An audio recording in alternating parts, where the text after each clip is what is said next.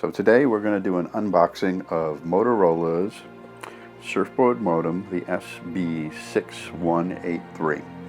This particular modem is set up to be a very high-speed internet modem, and in particular a cable modem. So let's start the unboxing and we can talk a little bit about the product. So one thing to remember when buying a cable modem is to actually contact your cable provider and find out what is compatible with their cable systems. And I did that via the web and determined that this particular product would work with Cox. I am sure it works with others as well. So let's open it up and see what we have in the package. As you can see, it comes with a warning to make sure that your outlets are grounded, which is always a good thing. When we open this up, you can see a front panel. The front panel has several buttons. In particular, we've got a power indicator, we have an uplink, a downlink, and a web connector. The box is all white. Below on the device is the MAC address as well as a few other things. As you can see, this product is made by Arris. Arris is actually a spin-off of Motorola's home division, and so it also carries the surfboard modem trademarks. It has some very simple connections. The bottom, where it is colored green, is for power. The blue is for your cable modem connection, and the red is for your Cat 5/6 cable. This is a gigabit connection. This is a megabit connection, and so that is one limiting factor if you're going to go to gigabit Ethernet in your house. But generally that's not a big problem since most people have not. I'm going to do a separate video on gigabit Ethernet connections later. So that's what the product looks like. Let's take a look at what else we get in the box today. As you would expect, a fairly well-wrapped power connector and simple conversion from 110 to the power required for the device, which I assume is 12 volts. You also get a cable. The cable is not labeled whether it's Cat 5e or Cat 6. It most certainly is not Cat 7, so that will come into play. And so while we're chatting, so what's the difference? The reality is this is a patch cord. It's not going to go very far. So for most households, you won't need to have anything over 5e or Cat 6. I generally prefer Cat 6 because I am running gigabit Ethernet. So you also get a having trouble card. You get a what's included little brochure with a quick start guide, and of course the necessary safety information. So why this modem? Well, there's two reasons for this particular modem and why we decided to go with this in our household.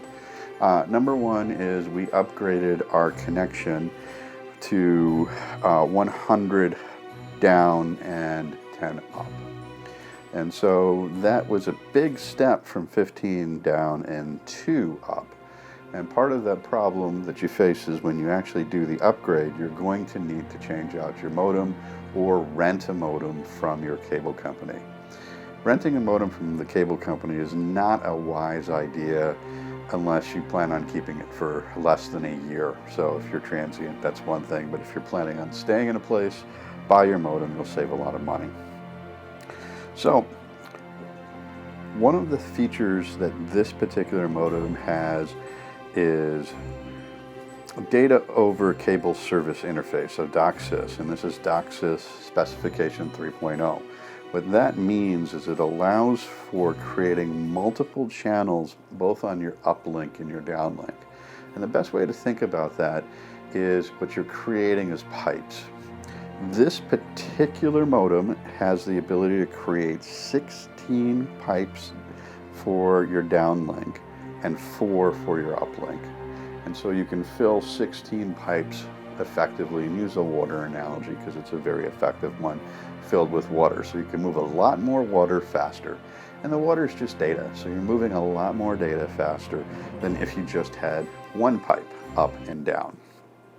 This particular modem can achieve speeds of 686 megabits per second on the download, and the upload's 131. And once again, this model is the 6183. The big difference between the two other models are price as well as your download speed. So the 6141 has the ability to provide 8 channels, and the 6121 has the ability to provide 4 channels. Now, why is this important? Well, when you're looking at setting up your home LAN, part of what you want to look at is how much speed am I actually going to be able to utilize in my connection over the internet. And so when you go to your cable provider, that's the number that you purchase. And in our situation, we're actually purchasing, 100 down and 10 up. So we could have theoretically gone for the 6121 because it has the capability to do that. The reason that I went for the 6183 was the price differential is not that important to me. It's about double the cost, slightly more.